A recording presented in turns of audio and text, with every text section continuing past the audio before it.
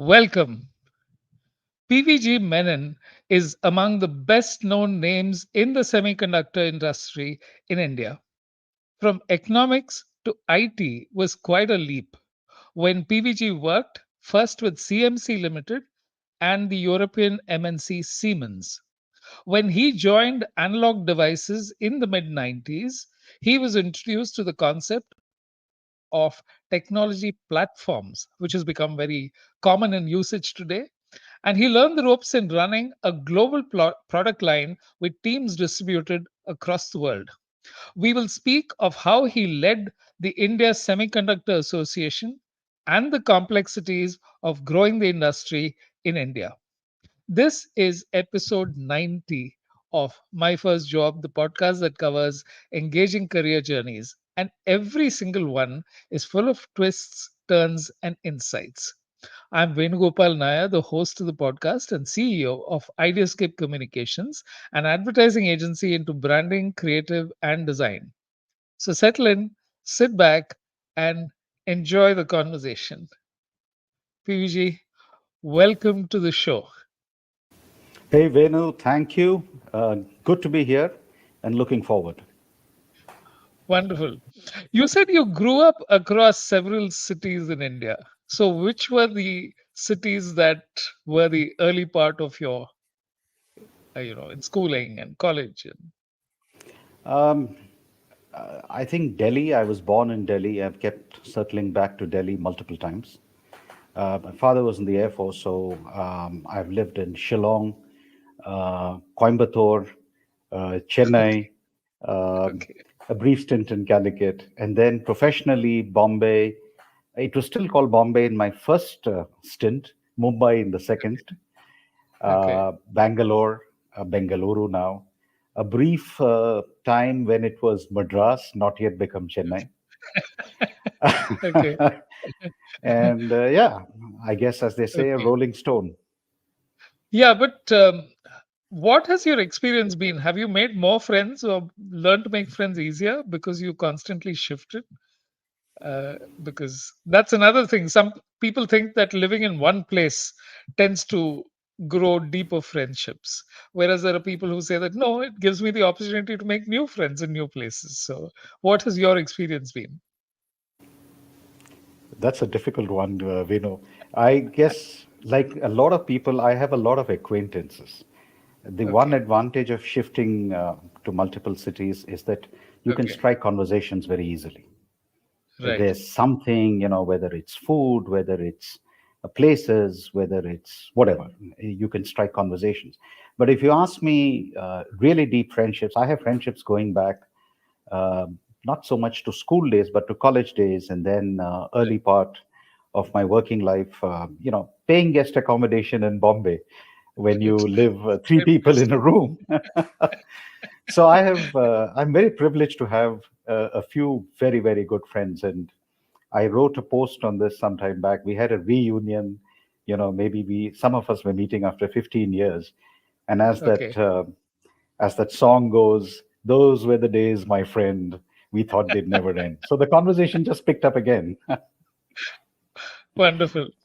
So, in your mind, what were the things that because I found that from economics to IT, so obviously there's a lot that happened in between in terms of how, in your mind, how did this whole process happen? You're taking me back down memory lane.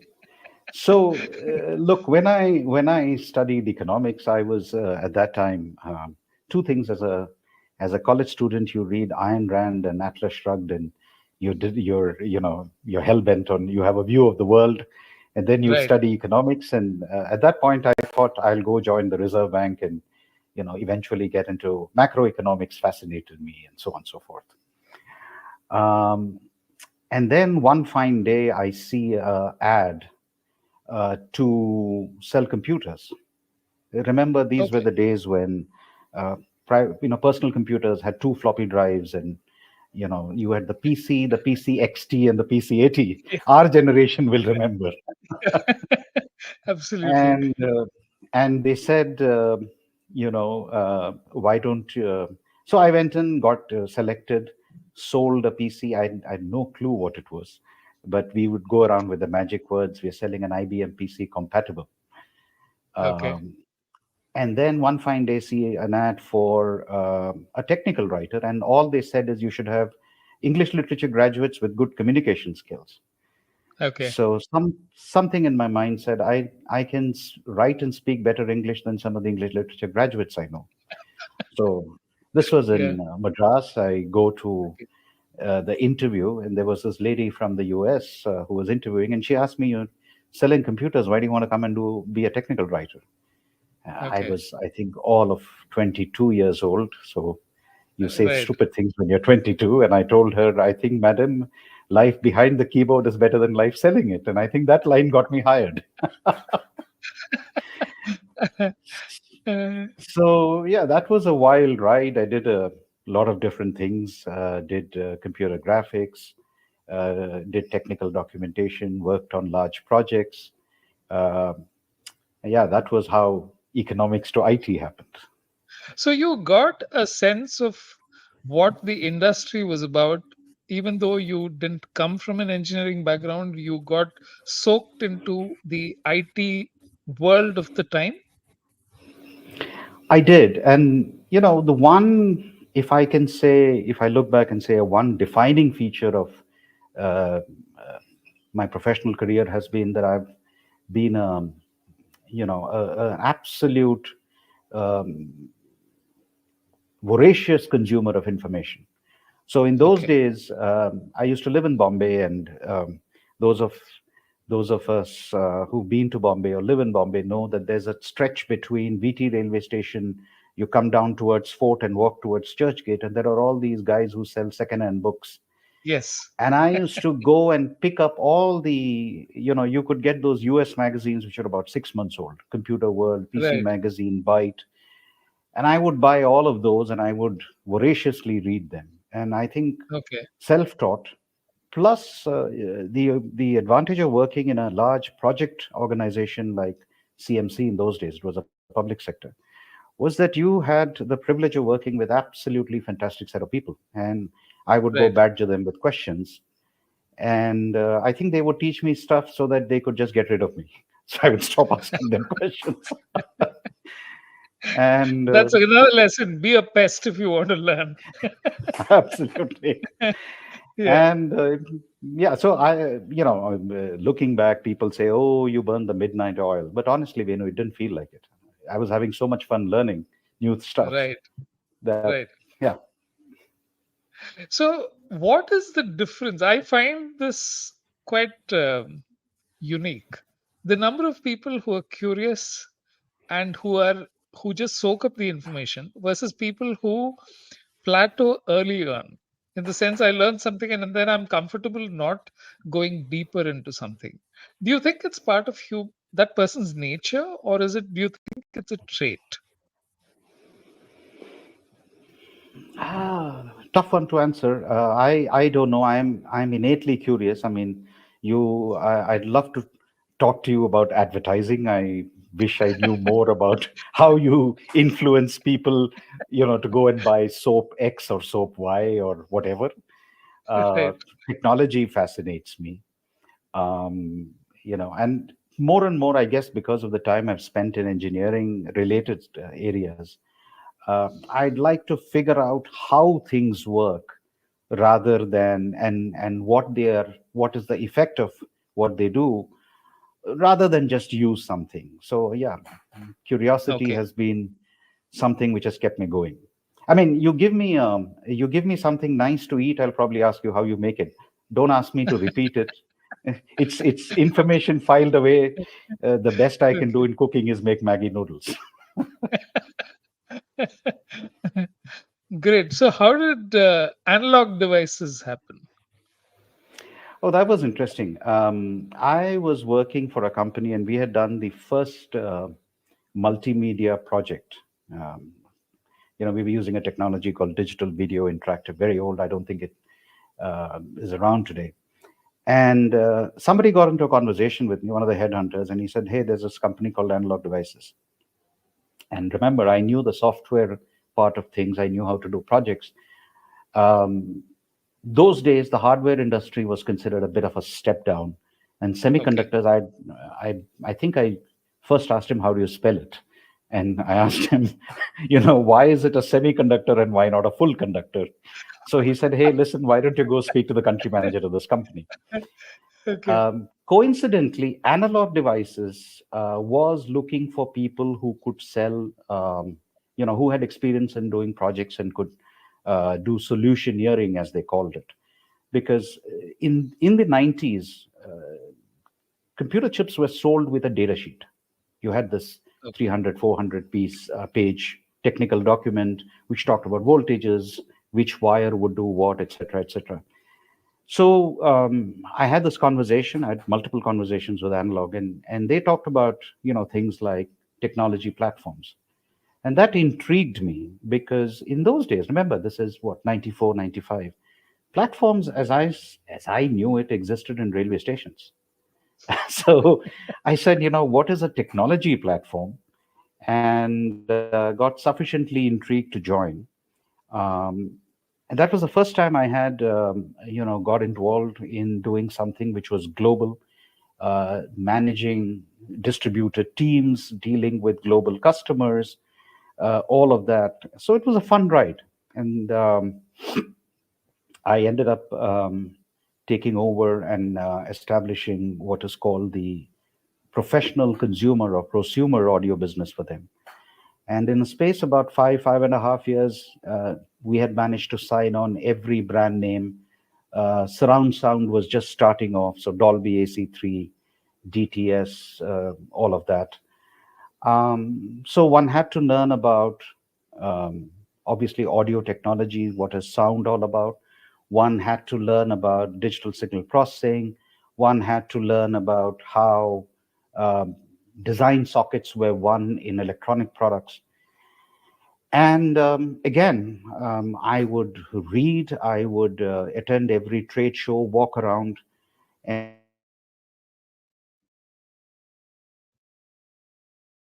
I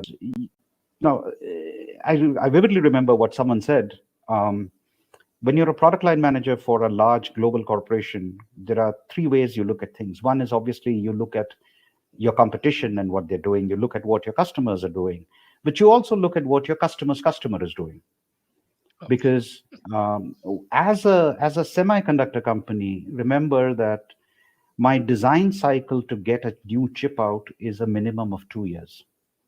And then it takes the customer another 18 to 24 months to get that chip into production. So you need to be a combination of a good technologist, a good marketeer, and a little bit of an astrologer, because you That's will have to that's make it's an no. amazing combination of things because, like you said, the prediction is 4 years hence. So there is a bit of astrology involved, even though you can get the other parts of it right.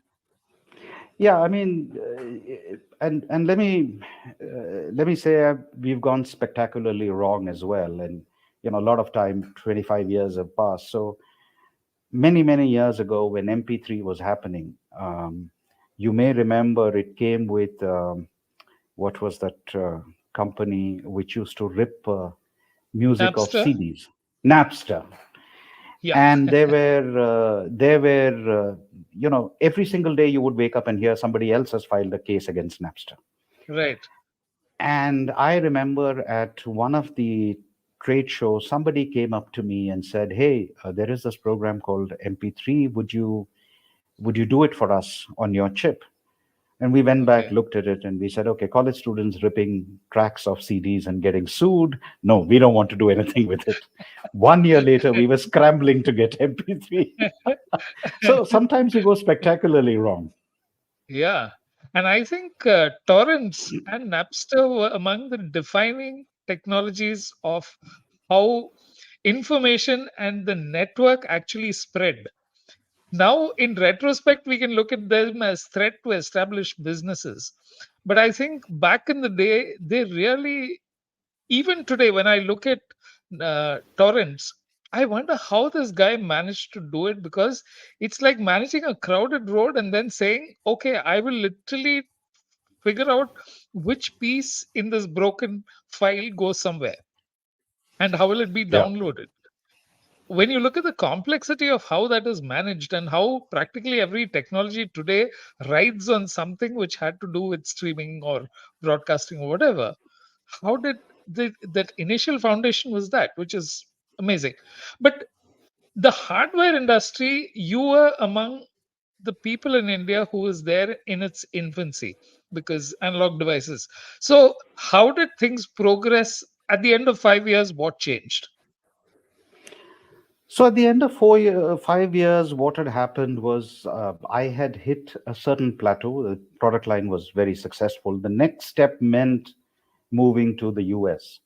And call me Okay, crazy, but that didn't, that didn't excite me so much. Um, okay, to quote Carl Sagan from A Pale Blue Dot, visit, yes, settle, not yet.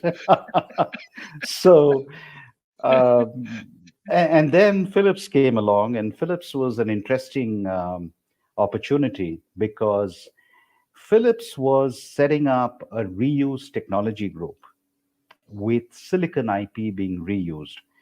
And 5.5 6 years into selling standard products with software that could be downloaded onto a programmable signal processor, doing ASICs out of it. One sort of knew that business. Silicon IP intrigued me because you were doing a custom chip for every customer that came along, or within a customer every application.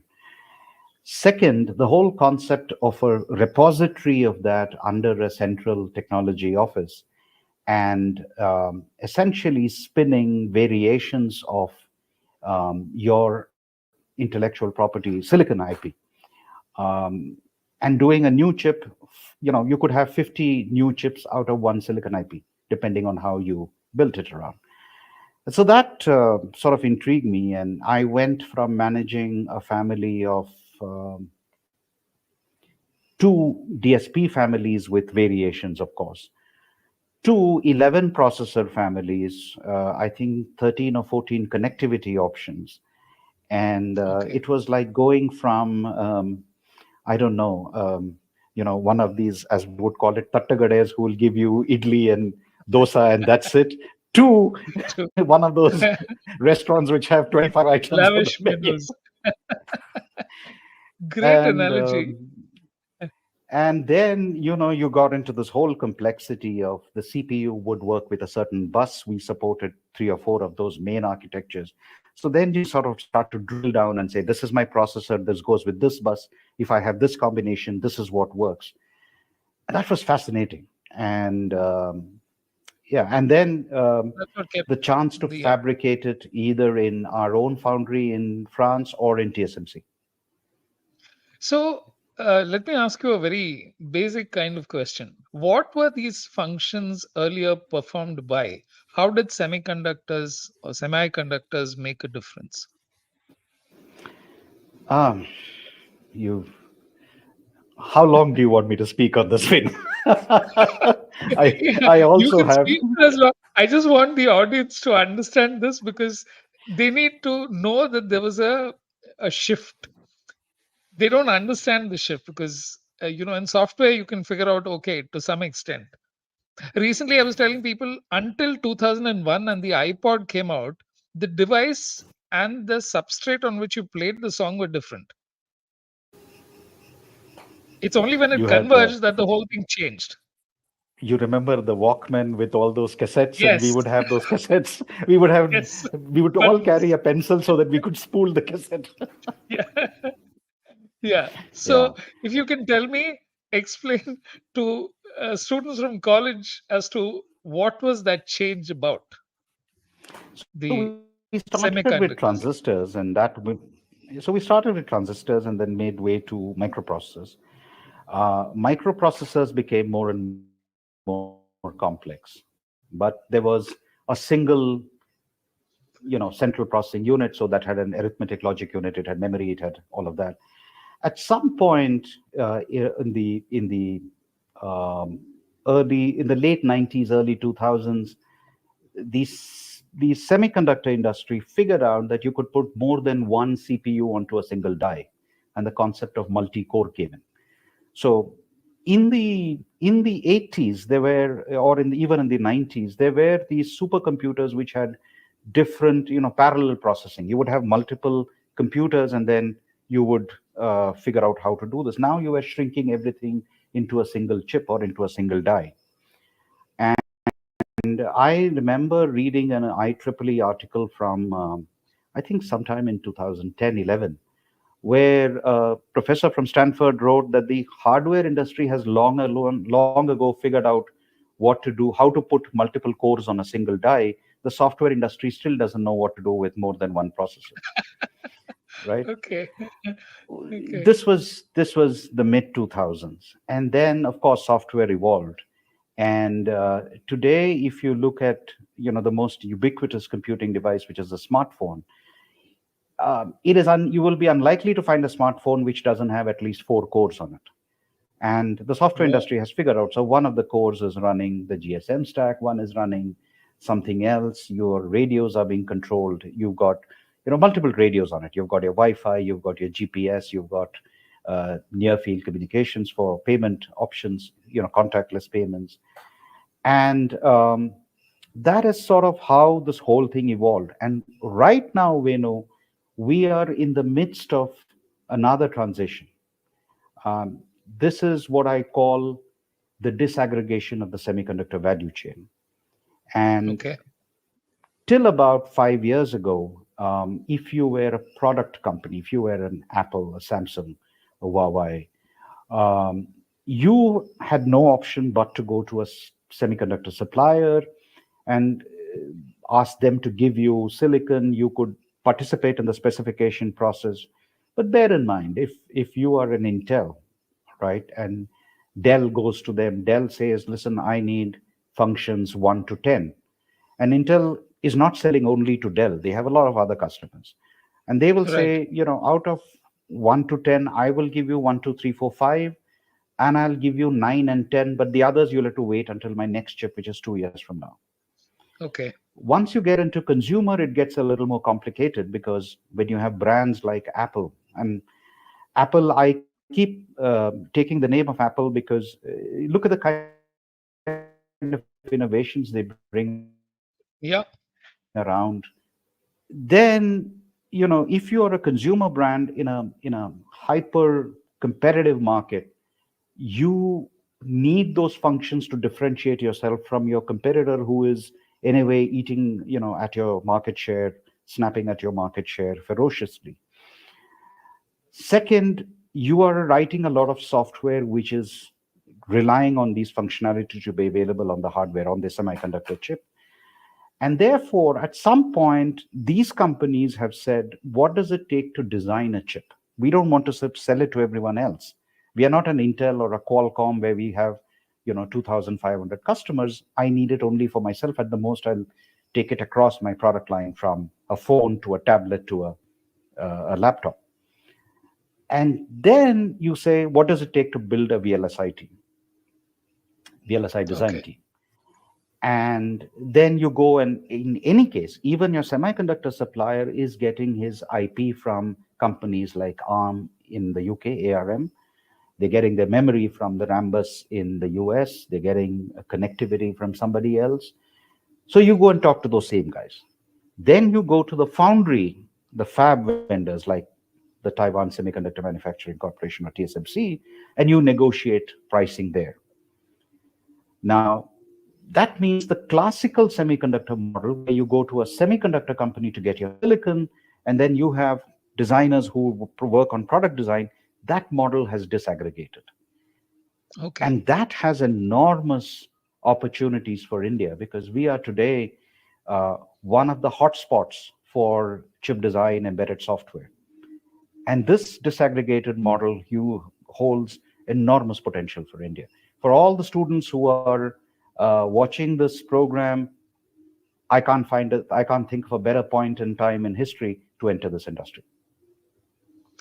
Okay. But where do they need to start?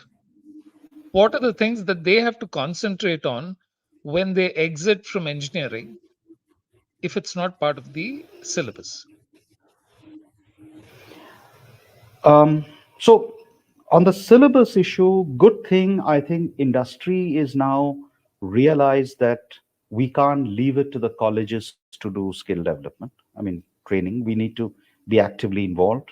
We need to get our technologists to be taking lectures and doing labs and things like that. That's point number one. Point number two, as far as students are concerned, there is a famous colloquial phrase in Hindi. I'll translate for those who don't know it. But अगर फंडे गोल है तो कुछ भी नहीं चलेगा. If your fundamentals are weak, Yeah, it doesn't matter what. And I think it comes from the construction industry where the foundation is weak, your entire superstructure will collapse, right? right. So learn the basics. And this comes back to, when I was in Philips, for example, we would actually take our graduate engineer trainees and put them through basics of physics and algebra and problem solving skills and so forth. Okay. Today we have fancy names like design thinking and critical thinking and systems thinking, but Yeah. ultimately it teaches you that you need to be able to figure out what is important, what are the fundamentals, and you have to know. I mean, as this gets more complex, the chips get more complex, the fabrication processes get more and more complex. uh, Math, physics, and if you want to get into manufacturing, then chemistry. These become absolutely critical. Okay. There's been the media has focused on the so-called nanometer, nanotechnologies, which is uh, from 10 to 5 to 4, and saying how small the chip is. What is your take on that obsession versus the disaggregation which you just spoke of? No, look, there's this famous saying that is Moore's law coming to an end? And I was at a conference recently where somebody said there has been more written about the end of Moore's law than what Moore himself predicted and wrote. So entire conferences run on when is Moore's law going to end, right? Right. Um, and let me be honest, Venu. I think the amount of gray hair on my head testifies to the fact that I've played that game. You chase miniaturization, you chase technology for its own sake. But today, I think the pushback is starting because there are the smaller the geometry, the higher the complications in engineering, things like electrical crosstalk and so on and so forth. Okay. And at some point, and remember, these chips go into products which are used in the real world. So if you are, for example, using a very, let's say you're using a 7 nanometer chip and you want to put it on a battlefield in Rajasthan. Um, One, the extreme temperature conditions will create problems. And at some point, when this is going at full scale, all your other issues with crosstalk and all that begin to affect system performance. So there is pushback now happening to older nodes. So the the golden rule here is look at what is the end application that you're going to use, design the chip for that. And Okay. I a couple of years ago I moderated a panel on how do we do products in India. I won't take the name of the Okay. company. One of the companies was talking about um, you know um, telecom product that they were piloting in Chennai, and they had this beautiful, fantastic technology. They had this beautiful clean. Somebody forgot to tell them, and they didn't realize themselves that Chennai is on the seacoast. So within a year, Madras Telephones goes back to them and says, the box in which you've given this is completely rusted. Wow. So, Wow. you know, when and this proves the importance for what I call systems thinking. Understand the application in which your product is going to be used, and then design accordingly, right from the outer casing inwards to this integrated circuit. And similarly, I Yeah, mean, we see this yeah, all the this is time. such an important You lesson. see Yeah. this, you see all the time. You try to check in on some of the airline websites. Let's not take names. The check-in option is buried three levels deep. So the person who designed the GUI has never flown an aircraft. Yeah, absolutely. 100%. Your own career, at what point did you decide that you wanted to turn entrepreneur? You felt that you could make more of a contribution as an entrepreneur? What were you going through?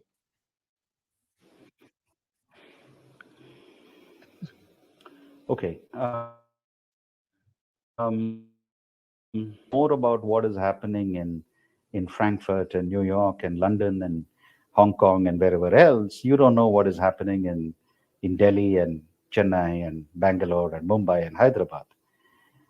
And that was my case. I was having a very successful career running these global product lines, traveling the world, all of that.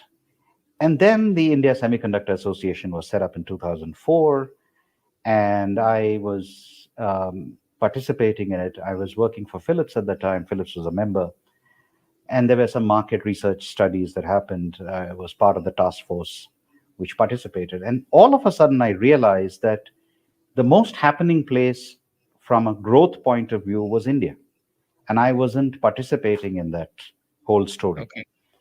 Okay. So, and then I had also hit that point in my career where you're saying, been there, done that, what next? Right. And Right. uh, again, I didn't want to go to headquarters. I didn't want to go live in the Netherlands.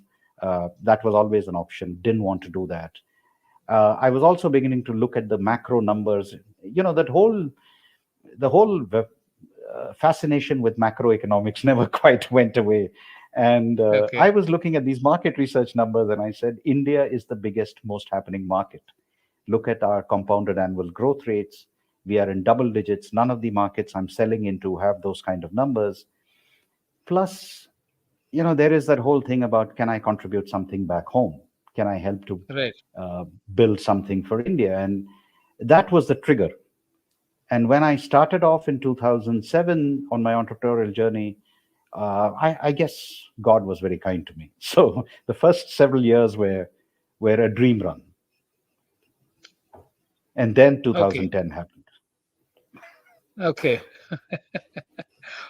And what happened in 2010? Okay, the global this thing was there, but how did it So the impact global India? the global recession happened, and Yeah. consultants suddenly became the most worthless commodity. Nobody wanted to deal with consultants. They were struggling to deal with their own people, Okay. and everything that I had learned in my corporate career, all the business strategies, were proving to be zeros.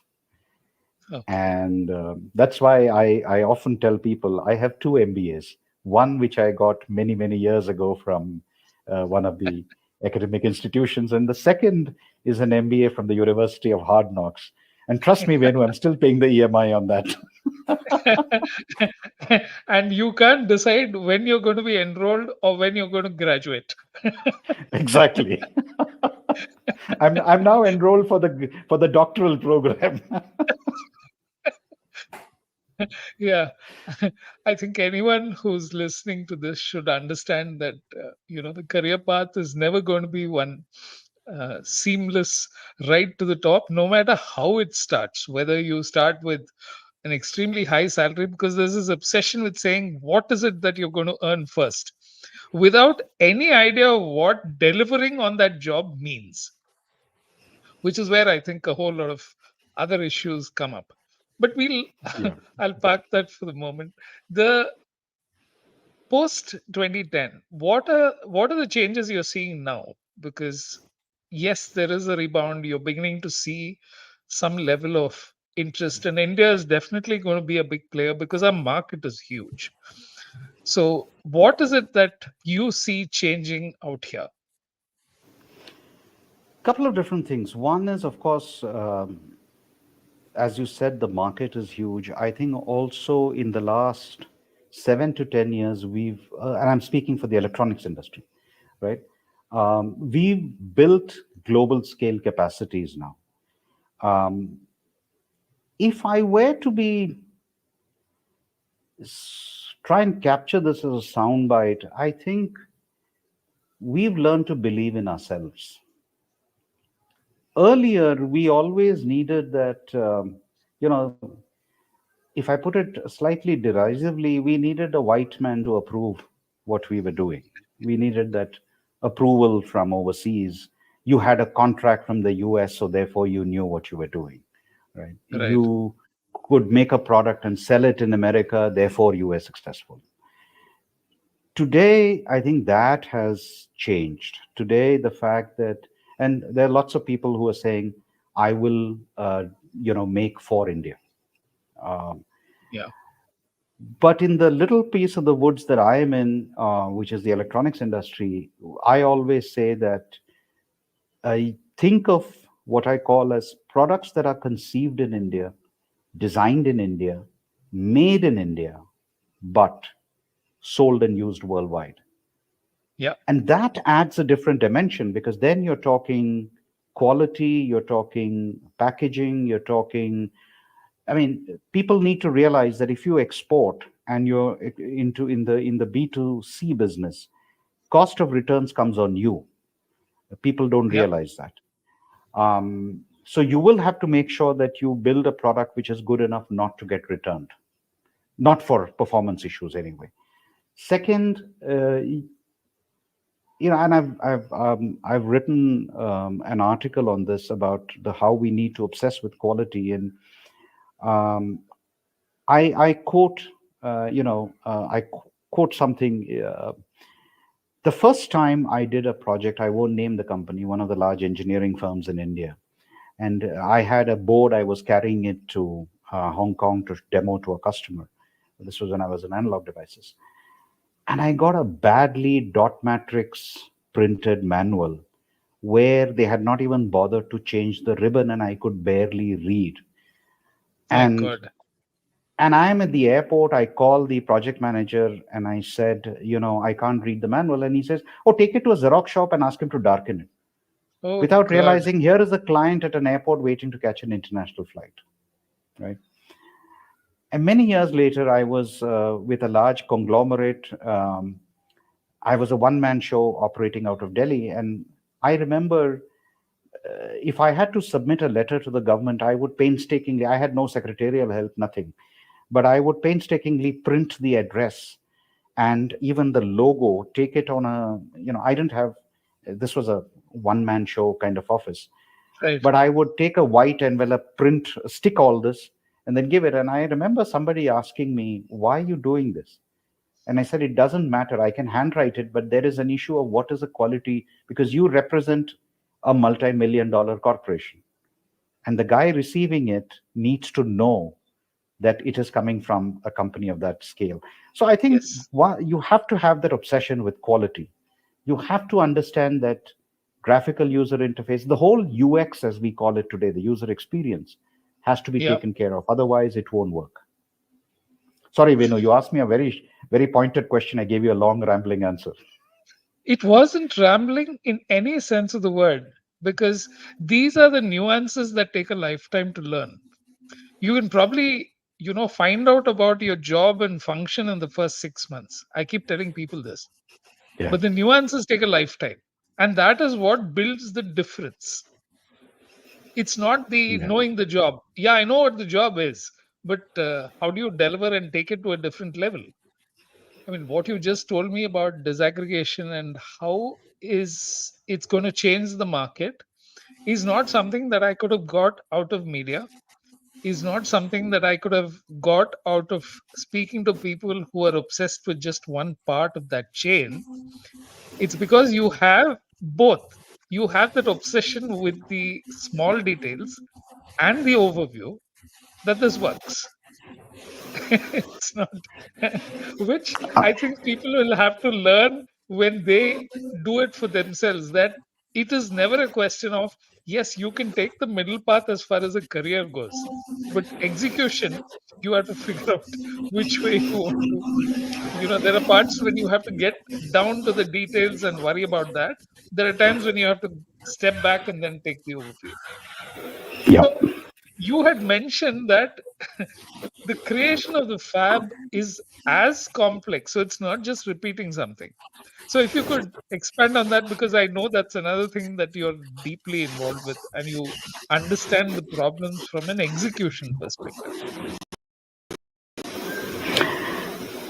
So, a semiconductor fabrication facility, or fab as we call it, I have a favorite analogy, if you permit me to give it to you.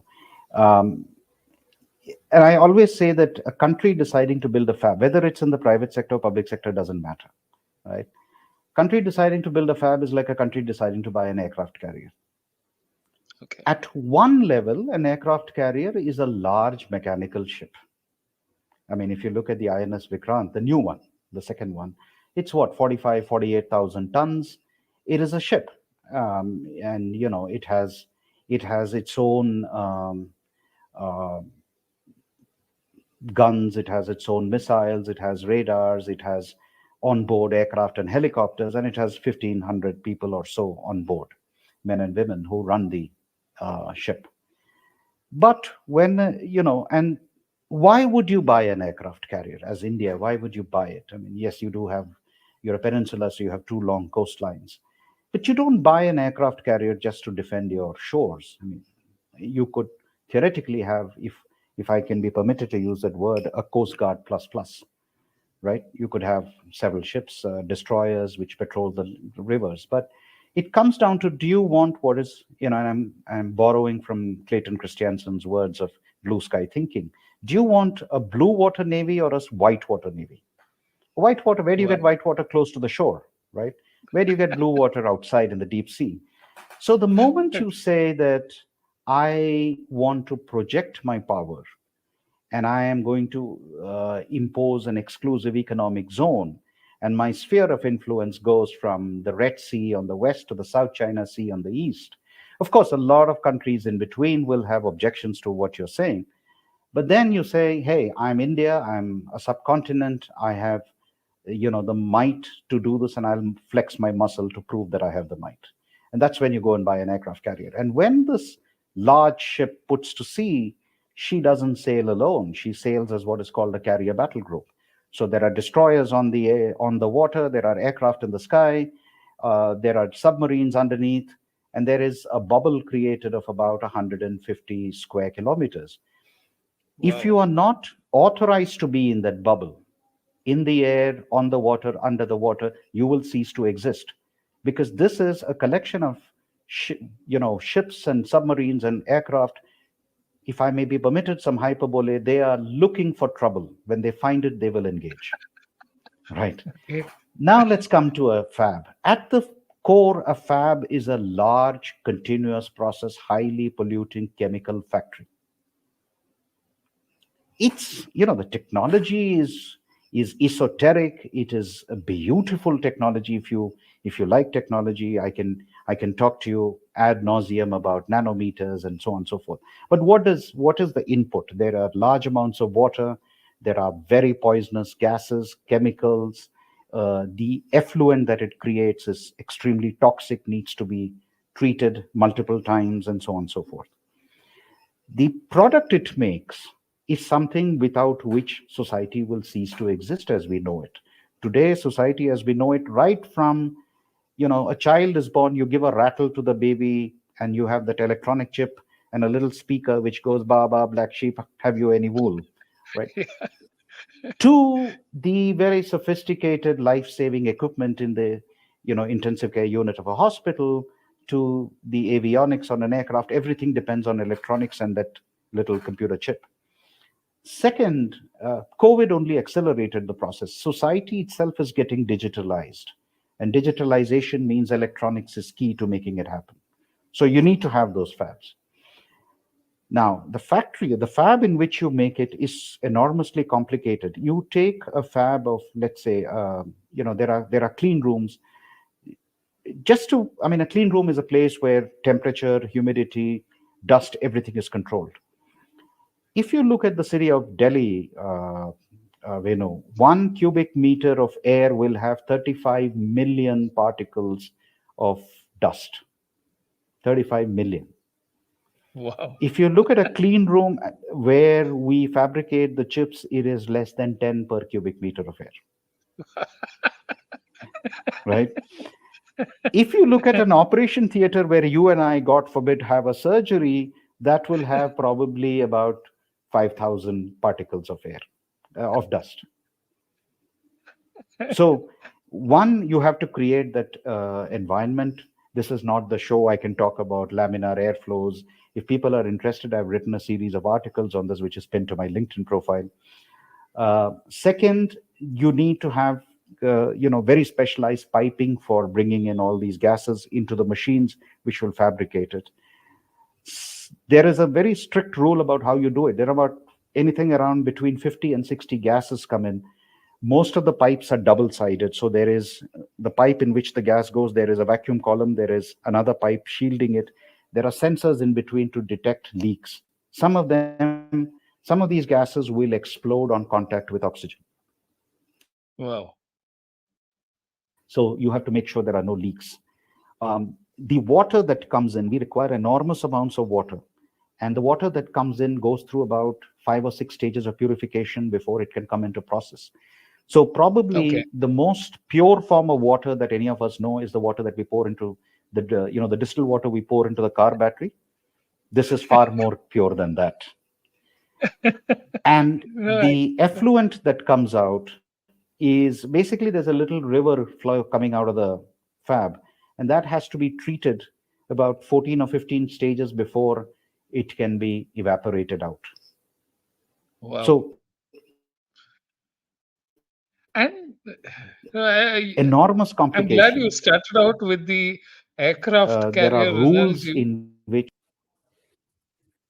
Sorry. you were saying, No, you were talking of you the started kind saying of about the rules aircraft and carrier analogy. technology that needs to be harnessed in order to make the fab work. So the effluent itself needs to go to about 14 stages before it's evaporated. I have an unstable internet connection. Yeah, but we'll manage. I think at Okay. least the I audio think you'll part have to of it, do there some are certain edits. points at which, but we can manage. I missed that But entire. You started saying about aircraft carrier, and then I lost you completely. I'm sorry. You'll have to okay, edit this out. what I was saying is that you explained or set a context beautifully with the analogy of the aircraft carrier and why it's necessary. Because you can come with the economic argument for fabs and you can come with the reason why it actually needs to exist. Because if it's now down to a company level, which is at the global level, saying, I need to make my own chips. There is no way a country can get away from that and then say, I will find suppliers who do it, because there is a need to do some of these things yourself and figure out the places. So, what are the fabs in India going to be making? So, okay, there's one thing that people need to understand. Fabs, just like any factory, is a game of volumes. Okay, So there are, we talk in terms of the fab capacity is measured in terms of a silicon wafer. A silicon wafer okay, is a 300 millimeter, that is a 12-inch, uh, very pure piece of silicon, which is then onto which the chip architecture, the design is etched onto it using right, photosynthesis and so photolithography and so on and so forth. On a particular wafer, there can be multiple chips which are etched onto it. Depending on the size of the chip, there could be anything from 10 to 100. And then they are cut out. the cutting process very broadly is similar to how you would cut a diamond from a, Okay. extract a diamond from a stone. It's called ATMP, assembly, test, mark, and package. Let's not get into that process. But one thing you must remember is that there is no such thing as an India capacity, because these chips, we use multiple types of chips across multiple geometries. So some could be 7 nanometer, some could be 180 nanometer, some could be 65. It's a combination of everything.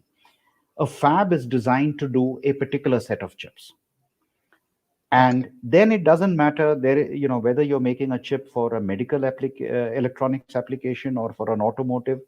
As far as the fab is concerned, again, um, I'm sorry, I'm giving you a lot of analogies, but if you are a baker, your IP is your recipe. You don't care who you have to buy the oven because the cake has to be baked. But if tomorrow your Right. neighbor comes along and says, hey, Venu, I'll getting into the bakery business, I don't know how to make recipes, but I'll buy a lot of ovens and vials from you. I don't know how to make recipes, but I'll buy a lot of ovens. That makes life easy Right. for you, because you don't have to worry about now ovens, cleaning, electricity, and you focus on your IP, which is your recipes. So if you're a company like Qualcomm, what we call fabless companies, so they focus on the intellectual property solving a real world problem, how to make cell phones faster, cheaper, better. And then they go to a fab like a TSMC and get it done there. So when the disaggregation happens, Apple, for example, makes its own chip, Samsung makes it, Xiaomi makes it, Cisco makes it, and they all go off to a foundry and say, we know what our products need in terms of functionality, we will design the chip, you make it and give it to me. Okay. So Okay. so when India makes these fabs, number one, the entire, there is no question of addressing all of India demand, point number one. So you will be catering to a part of it. Point number two, given the humongous capacity you have, 50,000 wafers being done every month, right? Which means about 2,000 wafers are running a day, and then do the math into how much per hour and so on and so forth. Oh, wow. You need to make sure that you have customers who will use it. And I Yeah. often say, running a fab, the business economic model for running a fab is exactly the same as running an airline. Because if you buy a A320 and you have 170 seats on it, you need to make 170 people sit on those seats. Otherwise, you're going to lose money. So, Yeah. Yeah. and the guy who runs the fab, whether it is the Tatas or anyone else or TSMC or Global Foundries, they have to go and find X number of Apples and Ciscos and Qualcomms and everybody else, because they are in the business of selling capacity. End of the day, it's a very high tech factory with a large amount of capacity which has to be utilized. Wow. That's And the that's airlines amazingly will. well explained. I hope people who watch the program understand it, because you have broken it down not in terms of the technology, which is awesome, but by using analogies that make it simple to for people to grasp what this is about. I only hope that the students who watch this have the patience and the understanding to know that everything in life can't be easy. You can't explain everything in life. Explain like I'm five is a favorite on Reddit. But if you are to explain everything that like a 5-year-old, then when is it that you're going to grow up? You know, there's a point at which you need to grow up and then say, okay, there are decisions you take as an adult. There are things which are beyond what 5-year-olds can understand. And they might understand 5% of what it's enough to function as a 5-year-old. But you can't function as a 5-year-old at the age of 30 or 40 or 50. And that lesson somehow has been lost in communication today. We are talking of everything being easy. So, We as a society dumb down too much. yes, but that's another favorite rant. And like I told you, I'm sorry, but we'll have to close at this point because we've been speaking for an hour, almost an hour. Oh, okay, I didn't realize. So, Thank you for coming on the show. It's been wonderful understanding what you do, how you do it, how you approach it.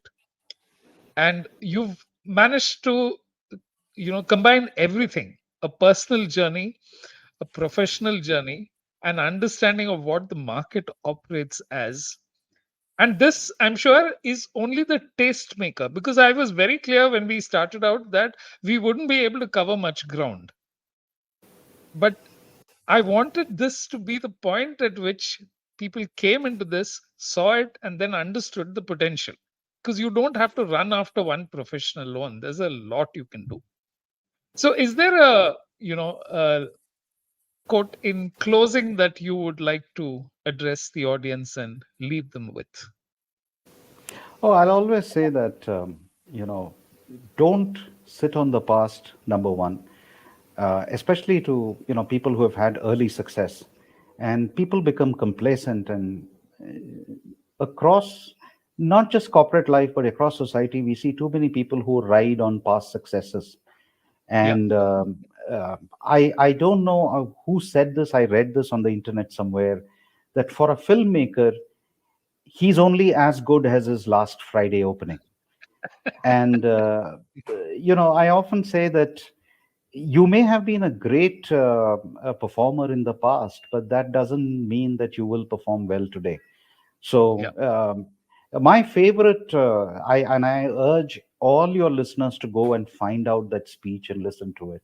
And I often say that the one of the finest speeches I've ever heard is Steve Jobs' Stanford commencement address, where he yeah. concluded by saying, "Stay hungry, stay foolish." And Venu, to pick up from one of your writings, I will add, "Stay curious" to it. Because you wrote that beautiful piece on LinkedIn and about being curious. And I would just add that bit to Steve Jobs' "Stay hungry, stay foolish," which is "Stay curious" as well. And otherwise, life is going to be very boring. And if you are hungry, Yeah, foolish, and curious, life gets to be very interesting. wonderful. On that note, PVG, thank you very much for the honor of coming on the show.